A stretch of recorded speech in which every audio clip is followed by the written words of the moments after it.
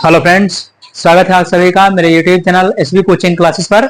और जैसा कि मैंने आज से अपने पिछले वीडियो में डिस्कशन कर लिया था, chemical properties of carboxylic acids, यानी कार्बोक्सिलिक अम्लों के जो जनरल रासायनिक गुण होते हैं, जो जनरल केमिकल प्रॉपर्टीज होती हैं, उनका डिस्कशन कर लिया था।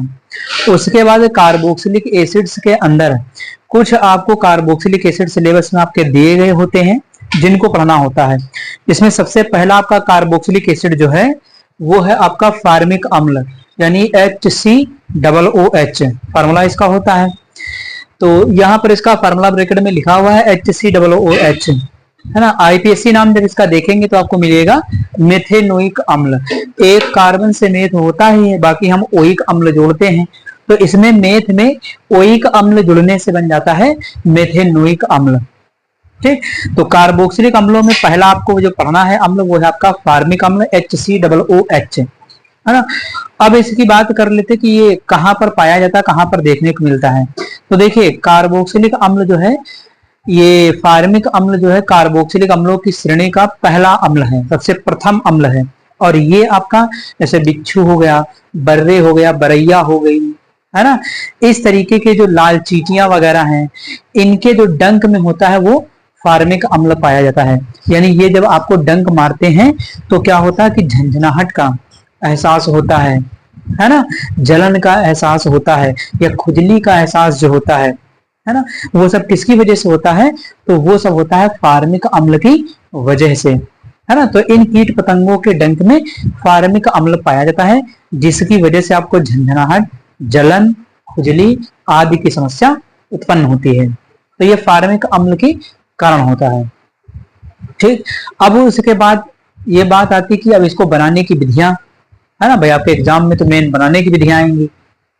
ठीक, जानकारी के लिए मैंने आपको वो बता दिया। तो बनाने की विधियों में सबसे पहले हम इसको क्या करते हैं, कई विधियों से बनाते हैं। तो सबसे पहले बनाने की जो हम विधि देख लेते हैं वो है प्रयोगशाला विधि, क्योंकि एग्जाम में आपके प्रयोगशाला विधि ही आ सकती बनाने के लिए है। तो बहुत सारे मेथड जनरल बनाने की विधियों में मैंने आपको फार्मिक अम्ल बनाने के लिए बताया था, बहुत सारे तरीके, किसी भी तरीके से आप बना सकते हैं, है ना। लेकिन यहाँ पर डिस्कशन करना है प्रयोगशाला विधि का। और प्रयोगशाला विधि में भी उसकी समीकरण अब आपसे पूछी जा सकती है, डायग्राम वगैरह सब आपके सिलेबस से हटा दिए गए हैं। ठीक, तो बनाने की प्रयोगशाला विधि यहां पर लिख लेते हैं।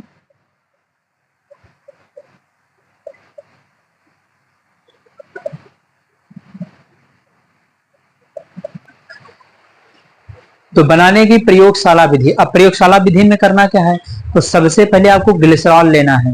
ग्लिसरॉल क्या होता है? ग्लिसरॉल एक ट्राईहाइड्रिक एल्कोहल होता है, इसमें 3 OH समूह लगे हुए होते हैं। और क्या लेना है? और लेना है आपको ऑक्जेलिक अम्ल। ऑक्जेलिक अम्ल टमाटर के अंदर पाया जाता है। ठीक, तो ग्लिसरॉल की रिएक्शन करवानी है ऑक्जेलिक एसिड के साथ। ठीक, टेम्परेचर पर उसको गर्म करेंगे तो वहां से वाटर निकल जाएगा, हीट करेंगे, गर्म करेंगे, पानी निकल जाएगा, वाटर बाहर रिमूव हो जाएगा।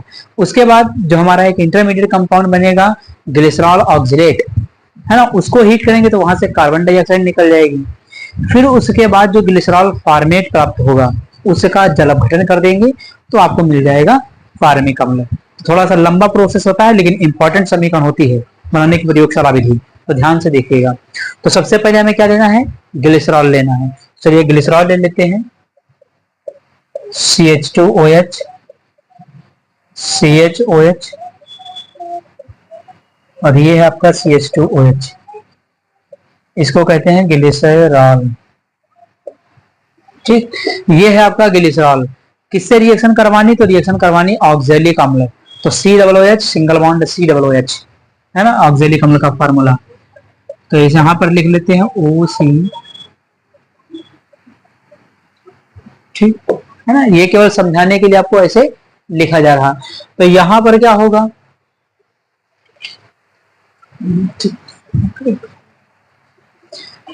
तो यहां पर क्या होगा, ये आपका है ऑक्जेलिक अम्ल, ये आपका ग्लिसरॉल है, और ये आपका क्या है? ऑक्जेलिक एसिड है। तो यहां से होगा क्या रिएक्शन के अंदर? तो रिएक्शन के अंदर होगा ये कि यहां से आपका एसिड है H निकल जाएगा, और यहां से OH निकल जाएगा, और ये वाला समूह यहां पर जाकर के लग जाएगा। यानी यहां से आप इसको समझने के लिए ये रिमूव कर सकते हैं, यानी OH और H मिलकर के H2O बाहर रिमूव हो जाएगा। ठीक, और H2O रिमूव होने के बाद ये वाला समूह यहीं पर जाकर के लग जाएगा तो ये बनेगा CH2OO CHOH CH2OH। ये देखिए अभी कार्बन से COOH और जुड़ा है तो यहाँ पर भी लगा दीजिए COOH। ठीक, इसको कहते हैं ग्लिसरॉल ऑक्सिलेट। ठीक, इसका नाम क्या है? तो इंटरमीडिएट कंपाउंड है जिसका नाम है ग्लिसरॉल ऑक्सिलेट। ठीक, तो ये है आपका ग्लिसरॉल ऑक्सिलेट। अब इस ग्लिसरॉल ऑक्सिलेट को क्या करेंगे? हीट करेंगे, गर्म करेंगे। 110 डिग्री सेंटीग्रेड लगभग टेम्परेचर लिया जाता है। ठीक, तो यहाँ पर क्या करेंगे? 110 डिग्री सेंटीग्रेड है ना, नियर अबाउट 110 के आसपास टेम्परेचर रहता है। अलग अलग किताबों में अलग अलग मिल सकता है ना, लेकिन जनरल आप लिखना चाहें तो 110 डिग्री सेंटीग्रेड ले सकते हैं या डेल्टा बना सकते हैं यहाँ पर। ठीक, तो होगा क्या यहाँ से? तो यहाँ से CO2 देखिए C11COO, तो यही CO2 क्या है आपका बाहर निकल जाएगा, यानी ये निकल जाएगा CO2। तो देखिए CO2 निकल जाएगा, H बचा, H यहीं पर जाकर के जुड़ जाएगा। तो देखिए क्या बनेगा? CH2OO CH अपॉन में CHOH अपॉन में CH2OH। ये देखिए ये बन जाएगा। इसको क्या कहेंगे? ये है आपका ग्लिसरॉल फॉर्मेट। ठीक, ये बन गया ग्लिसरॉल फॉर्मेट, है ना। यहाँ से क्या निकला? CO2 देखिए लिखा हुआ, यही CO2 यहाँ निकल जाएगा, H जाकर के यहाँ पर ऐड हो जाएगा, तो ये बन गया ग्लिसरॉल फॉर्मेट। अब ग्लिसरॉल फॉर्मेट, ये जो ग्लिसरॉल फॉर्मेट आपको दिया गया है, ये ग्लिसरॉल फॉर्मेट का क्या करेंगे? इसका जल अपघटन करवा देंगे। जल अपघटन करने पर क्या होगा? फिर से आपका ग्लिसरॉल मिल जाएगा और आपको फॉर्मिक अम्ल मिल जाएगा। ठीक, तो इसी को आगे हम इस साइड में लिख देते हैं। तो यहाँ पर CH2OCH और CHOH CH2OH। ठीक, ये है जल अपघटन करवाएंगे इसका। ठीक, तो यहां से फिर क्या होगा? यहां से आपका ये बॉन्ड बीच का टूट जाएगा और इधर लग जाएगा OH और उधर लग जाएगा H, यानी यहाँ पर ये बीच का बॉन्ड ब्रेक हो जाएगा। इस साइड में लगेगा OH और इस साइड में लगेगा H, इसके बीच का बॉन्ड ब्रेक हो जाएगा तो HC, देखिए HCOOH मिल गया, वही जो चाहिए था, HCOOH। ठीक, और CH2OH मिल गया। तो आपका क्या बनेगा? तो यहां से बन जाएगा आपका CH2OH CHOH CH2OH। ये देखिए ग्लिसरॉल जो शुरुआत में लिया था वही यहाँ पर देखिए बना, है ना। तो ये बन जाएगा ग्लिसरॉल और बना क्या? HCOOH यानी HCOO। तो ये आपका हो जाता है ग्लिसरॉल और ये हो जाता है फॉर्मिक एसिड। तो यहाँ से जो चाहिए था वही आपको प्राप्त हो गया। ग्लिसरॉल यहाँ पर शुरुआत में लिया भी था और फिर से लास्ट में ग्लिसरॉल मिल गया और फॉर्मिक अम्ल आपको प्राप्त हो गया। तो ये एक प्रयोगशाला विधि हो जाती है फॉर्मिक अम्ल बनाने की। थोड़ा सा लॉन्ग मेथड है लेकिन इंपॉर्टेंट होता है, एग्जाम में आपके पूछा जा सकता है। देखिए लॉन्ग है इसीलिए इंपॉर्टेंट है ना, लेकिन कठिन कुछ भी नहीं है, थोड़ा सा केवल समझना होगा। यहाँ से वाटर रिमूव हो जाए, ये ऑक्जेलिक अम्ल है, एक बार समझाने के लिए आपको ऐसे लिखा हुआ है ऑक्जेलिक अम्ल है और ये आपको ग्लिसरॉल है। रिएक्शन दोनों की होगी, यहाँ से H यहाँ से OH, H2O बाहर निकल जाएगा, ये वाला सीधे यहाँ पर जाकर के जुड़ जाएगा, बनेगा ग्लिसरॉल ऑक्सिलेट। इसमें क्या होगा? इसको गर्म करेंगे लगभग 110 डिग्री सेंटीग्रेड पर, तो CO2 निकल जाएगी यहाँ से और ये बनेगा आपका ग्लिसरॉल फॉर्मेट। फिर इस ग्लिसरॉल फॉर्मेट का जल अपघटन होगा, तो यहाँ पर इसका जल अपघटन H2O लिख दिया। जल अपघटन का मतलब वाटर की उपस्थिति में तोड़ना उसको। ठीक, तो वाटर में यहाँ पर OH और यहाँ पर ये वाला बॉन्ड टूट जाएगा, इधर OH और इधर H लग जाएगा, HCOOH, एक बनेगा फॉर्मिक अम्ल और दूसरा बन जाएगा ग्लिसरॉल। ठीक, तो ये हो जाती है प्रयोगशाला विधि। आप इसका स्क्रीनशॉट ले लीजिए, फिर इसके बाद इसके रासायनिक गुणों का डिस्कशन मैं आपसे करता हूं।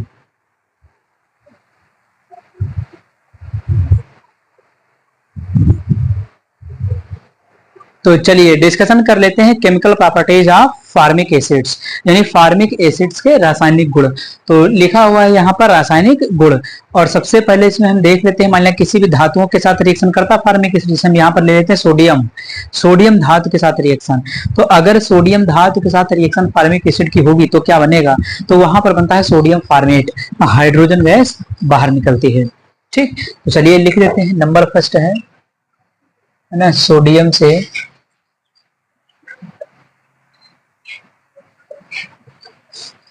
सोडियम से क्रिया है ना, या सोडियम धातु से क्रिया, चाहे सोडियम लिखिए या सोडियम धातु लिख दीजिए। ठीक, तो सोडियम से क्रिया। अब यहाँ पर क्या करना है, फार्मिक अम्ल लेना है। कितना मोल लेना है, तो फार्मिक अम्ल का यहाँ लगता है 2 मोल, क्योंकि हाइड्रोजन गैस निकलती और हाइड्रोजन गैस H2 के रूप में निकलती है, इसलिए 2 मोल लेना पड़ेगा। तो यहाँ पर 2HCOOH और प्लस आपका हो जाएगा Na, तो यही बनेगा आपका HCOO, है ना, ये बन जाएगा। और आपकी क्या निकलेगी, हाइड्रोजन, तो ये बन जाएगा सोडियम फार्मेट इसका नाम है, और हाइड्रोजन गैस बाहर निकल जाएगी। तो सीधे रिएक्शन है, यहाँ से हाइड्रोजन गैस रिमूव हो जाएगी और सोडियम उसकी जगह पर आ जाएगा। तो इसका नाम क्या है, इसका नाम है सोडियम फार्मेट। ठीक, ये हो गया। सेकंड देख लेते हैं, नंबर 2, यहां पर लिख लेते हैं NaOH से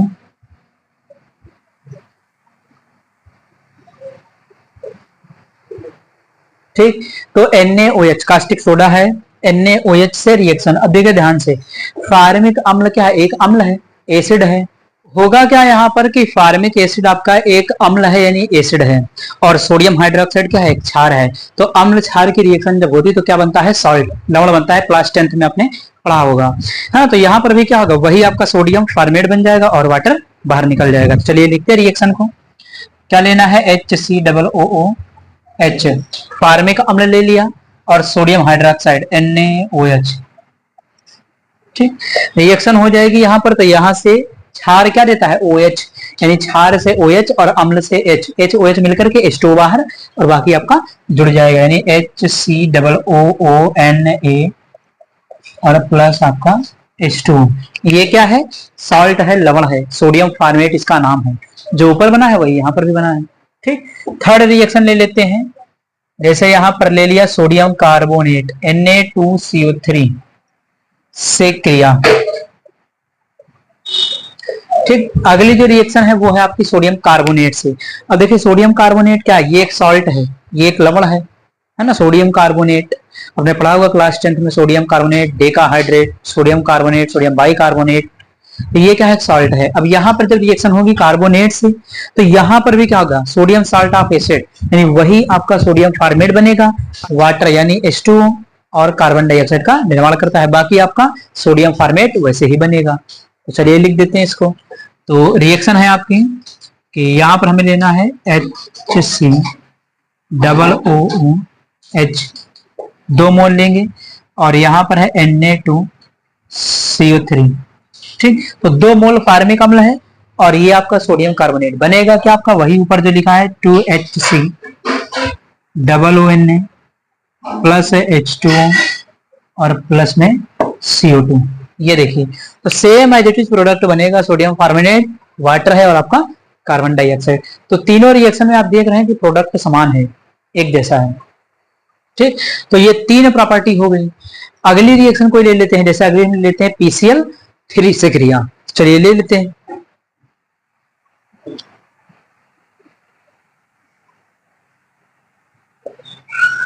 PCl3 से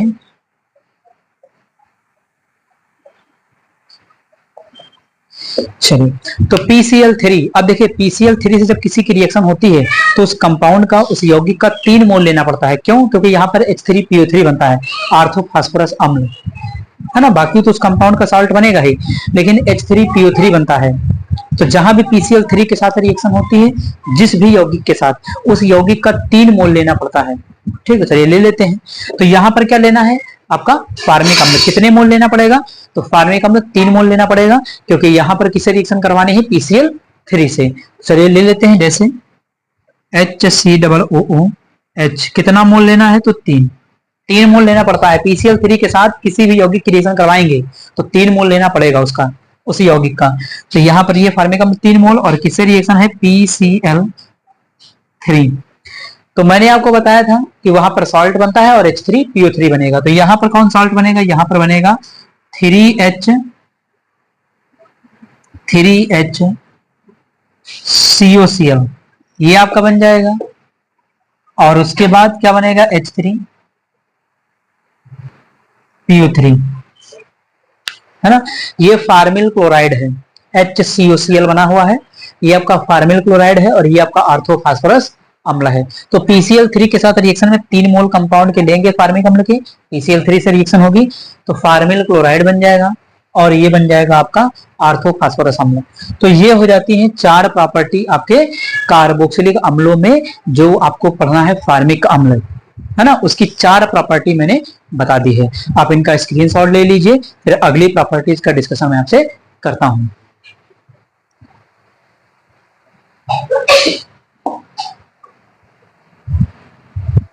चलिए देख लेते हैं अगली प्रॉपर्टी को। तो अगली जो इसका रासायनिक गुण है वो है आपका थायोनिल क्लोराइड से रिएक्शन, यानी यहां पर लिखा हुआ थायोनिल क्लोराइड, फार्मूला होता है SOCl2। तो थायोनिल क्लोराइड से रिएक्शन में क्या होगा, तो यहां भी वैसे ही सेम है, HCOCl, वही फार्मिल क्लोराइड बनेगा और आपकी सल्फर डाइऑक्साइड और HCl बाहर निकल जाएगा। ठीक, तो चलिए देखते हैं रिएक्शन को। तो यहां पर HCOOH और आपका SOCl2, ये है आपका थायोनिल क्लोराइड SOCl2। ठीक, रिएक्शन में बनेगा क्या आपका HCOCl, वही आपका फार्मिल क्लोराइड और SO2 बाहर निकलेगा। और क्या निकलेगा, तो एक Cl तो लग गया, एक Cl बाहर और एक H मिल करके HCl बाहर निकल जाएगा। तो ये रिएक्शन हो गई थायोनिल क्लोराइड के साथ रिएक्शन। ठीक, अब उसके बाद जैसे यहाँ पर अगले रिएक्शन ले लेते हैं, मान लिया किसी एल्कोहल के साथ, एथिल एल्कोहल या मिथिल एल्कोहल, है ना। तो चलिए मिथिल ही ले लेते हैं, मिथिल के साथ करवा देते हैं। तो 6 नंबर है CH3OH से क्रिया। तो मिथिल एल्कोहल से रिएक्शन, अब जब मिथिल एल्कोहल के साथ रिएक्शन होगी तब क्या बनेगा, तो आपको पता है कि कार्बोक्सिलिक अम्ल क्या है, एक अम्ल है, यानी फार्मिक अम्ल क्या है, एक अम्ल है। और अम्ल की क्रिया एल्कोहल के साथ, रिएक्शन याद आ रही होगी कि जब किसी एसिड की रिएक्शन एल्कोहल के साथ होती है तो उस रिएक्शन का एक स्पेशल नेम होता है, उसका नेम क्या होता है वो आप लोग मुझे कमेंट बॉक्स में बताएंगे, है ना। कि जब किसी एसिड की रिएक्शन किसी एल्कोहल के साथ होती है तो उस रिएक्शन का एक नाम होता है, उस रिएक्शन का नाम आप कमेंट बॉक्स में कमेंट करके बताएंगे। ये मैं आपको नहीं बताऊंगा, इसका प्रोडक्ट बता दूंगा, रिएक्शन कैसे होगी वो बता दूंगा, लेकिन उस रिएक्शन का नाम उसे क्या कहते हैं वो आप लोग कमेंट बॉक्स में बताएंगे। ठीक, चलिए तो लेना क्या है, फार्मिक अम्ल लेना है HCOOH, ये फार्मिक अम्ल है। क्या लेना है, तो मिथिल एल्कोहल से रिएक्शन हो रही तो CH3OH। ठीक, तो यहां पर क्या हो जाएगा, यहां से आपका OH है ना, या एसिड से H, यहां से OH मिलकर के निकल जाएगा, H2O बाहर, बाकी आपका ये जुड़ जाएगा, यानी ये बनेगा HCOOCH3। इसका नाम क्या है, मिथिल फार्मेट। ठीक, इसका नाम है मिथिल फार्मेट, मिथिल फार्मेट। और क्या निकलेगा, तो यहां से OH और यहां से H चला जाएगा तो H2O निकल गया, ये देखिए। तो मिथिल फार्मेट बन गया, H2O बन गया। इस रिएक्शन का नाम आप कमेंट बॉक्स में बताएंगे, वो मैं नहीं बताऊंगा क्या है इसका नाम। ठीक, अगली रिएक्शन ले लेते हैं, ताप अपघटन। ठीक, ताप अपघटन यानी इसको हीट करने पर, गर्म करने पर फार्मिक अम्ल को क्या प्राप्त होगा, तो जब इसको गर्म करते हैं तो गर्म करने पर ये कार्बन मोनोऑक्साइड और जल में टूट जाता है। तो लिख लेते हैं यहां पर क्या है आपका HCOOH। लगभग टेम्परेचर रहेगा 160 डिग्री, यानी 160 डिग्री सेंटीग्रेड लगभग रहता है। तो CO और H2O, कार्बन मोनोऑक्साइड और जल में क्या होता है, ये टूट जाता है ना। तो इसको याद रखेंगे कि जब इसका ताप अपघटन करवाते हैं तो कार्बन मोनोऑक्साइड और वाटर के अंदर ये क्या होता है, टूट जाता है। ठीक, तो ये हो गई आपकी 7 प्रॉपर्टी, 7 नंबर तक मैंने बता दिया, आप इसका स्क्रीनशॉट ले लीजिए, फिर इसकी अगली जो प्रॉपर्टी है वो मैं आपको बता देता हूं।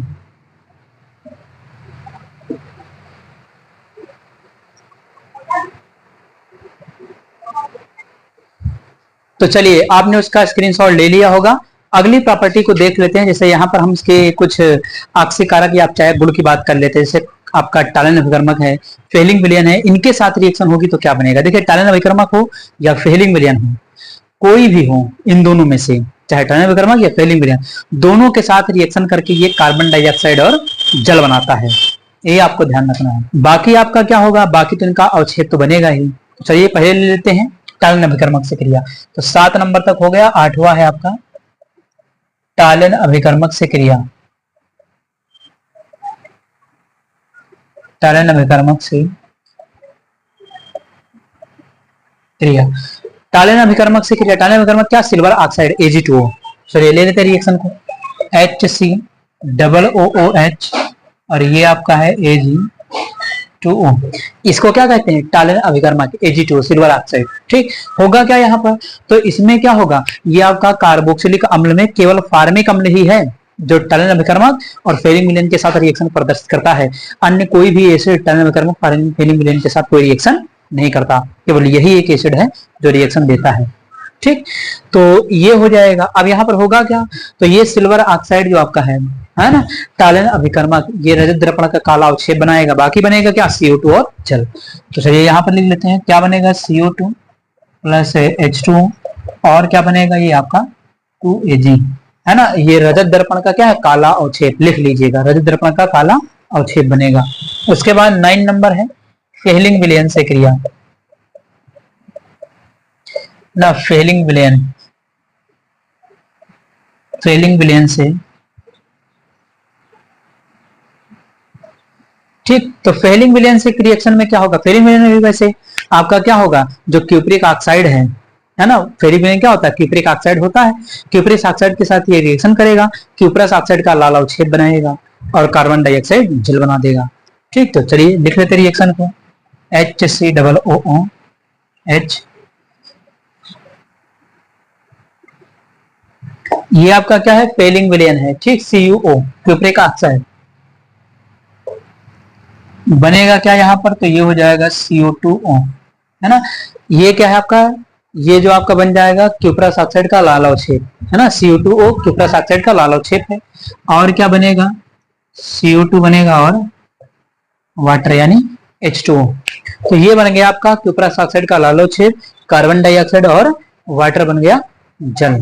ठीक, तो ये हो जाती दोनों रिएक्शन आपकी। अगली रिएक्शन ले लेते हैं जैसे कैल्शियम कार्बोनेट। अगली रिएक्शन ले लेते हैं जैसे 10 नंबर है CaCO3, कैल्शियम कार्बोनेट से क्रिया। ठीक, तो कैल्शियम कार्बोनेट के साथ जब रिएक्शन होगी तो वहां पर बनता है कैल्शियम फार्मेट, जिसको गर्म करने पर फार्मेल्डिहाइड और कैल्शियम कार्बोनेट फिर से प्राप्त हो जाएगा। चलिए देखते हैं इसको रिएक्शन में।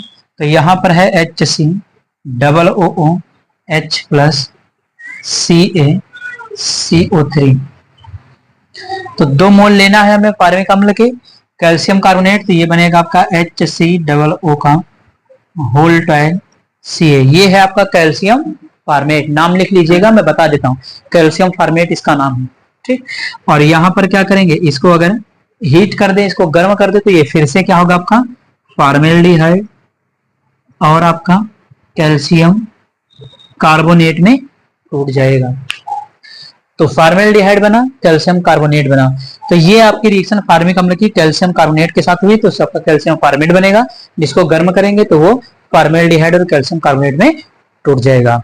तो ये हो जाते हैं आपके फार्मिक अम्ल के कुछ महत्वपूर्ण रासायनिक गुण है ना। आप इनका स्क्रीनशॉट ले लीजिए, फिर इसके उपयोगों का डिस्कशन मैं आपसे करता हूं।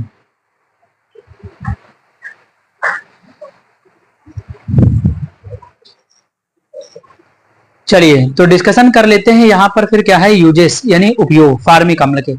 तो देखिएगा यहाँ पर नंबर फर्स्ट लिखा है कि अपचायक के रूप में, यानी अपचायक के रूप में आपके फार्मिक अम्ल का उपयोग होता है।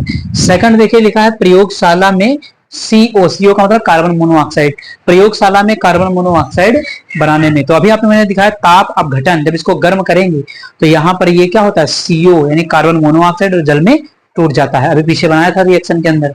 ठीक, थर्ड लिखा कि सोडियम ऑक्सलेट बनाने में सोडियम हाइड्रोक्साइड के साथ जब इसकी रिएक्शन होती है तो वहां पर क्या है सोडियम ऑक्सलेट का निर्माण करते हैं, है ना।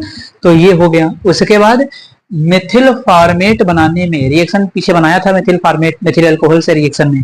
ठीक, उसके बाद प्रयोगशाला में अभिकर्मक के रूप में, तो प्रयोगशाला में अभिकर्मक के रूप में भी इसका उपयोग किया जाता है। ठीक, तो ये सारे इसके क्या हो जाते हैं कुछ उपयोग हो जाते हैं। अब उपयोग के बाद कभी कभी ये कह देता है कि इसके परीक्षण बताइए, तो परीक्षण टेस्ट में आपको क्या लिखना होगा, क्या बताना होता है। तो जो रिएक्शन ये कुछ देता है, कोई अवक्षेप बना रहा हो, कोई प्रेसिपिटेट बना रहा हो, कहीं से कोई गैस निकल रही हो, तो वही आपको परीक्षण में लिख देना होता है। ठीक, तो यहाँ पर देखिएगा लिखा है परीक्षण, यानी फार्मिक अम्ल के परीक्षण। तो नंबर फर्स्ट क्या लिखा कि नीले लिटमस को लाल कर देता है। ये क्या है, फार्मिक अम्ल।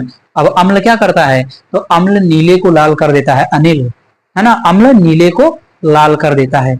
ठीक, तो ये हो गया। सेकंड लिखा कि फेलिंग विलयन का लाल अवक्षेप तथा रजत दर्पण का काला अवक्षेप बनाता है। यानी फेलिंग विलयन का लाल अवक्षेप बनाता है और रजत दर्पण का काला अवक्षेप बनाता है। ये दोनों समीकरण आप इसके परीक्षा में लिख सकते हैं, फेलिंग विलयन वाली और आपके टलन अभिकर्मक वाली। तो टलन अभिकर्मक की जो रिएक्शन है और जो फेलिंग विलयन की रिएक्शन है, अगर इसका परीक्षण आता है तो उन दोनों रिएक्शन को आप लिख देंगे, आपको पूरे नंबर मिलेंगे वहां पर।